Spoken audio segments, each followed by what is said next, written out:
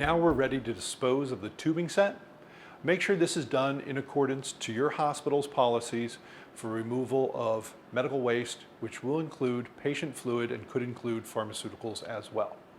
When we take down the tubing set, the IV will be removed. Our waste receptacle will be placed. Our reservoir will also be removed and placed into the trash. Our pump housing is opened. The tubing is removed in the reverse order that it was assembled.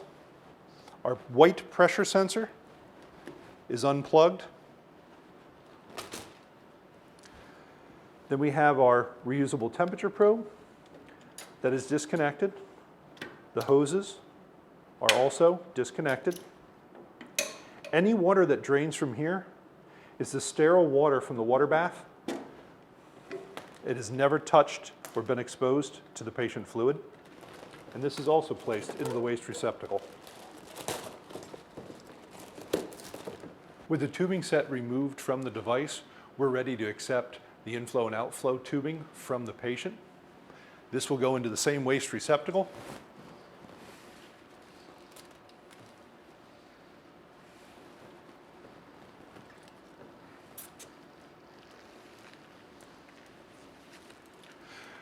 There are the temperature probes that are attached to the tubing or the patient's abdominal wall, and make sure these are disposed of according to your hospital's policy for the 15mm sharp. And remember that the blue temperature extension cord is reusable and should not be discarded. The final step before putting the device away is to drain the 2 liters of sterile water from the water bath. This is done by opening the drain cock and letting the fluid drain out.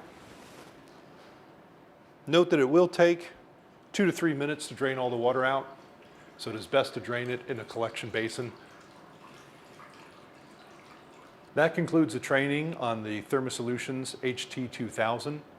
For any complications encountered intraoperatively, you can refer to the troubleshooting section of the operator's guide, which is commonly located in the pocket of the device, or you can call your ThermaSolutions representative. Thank you.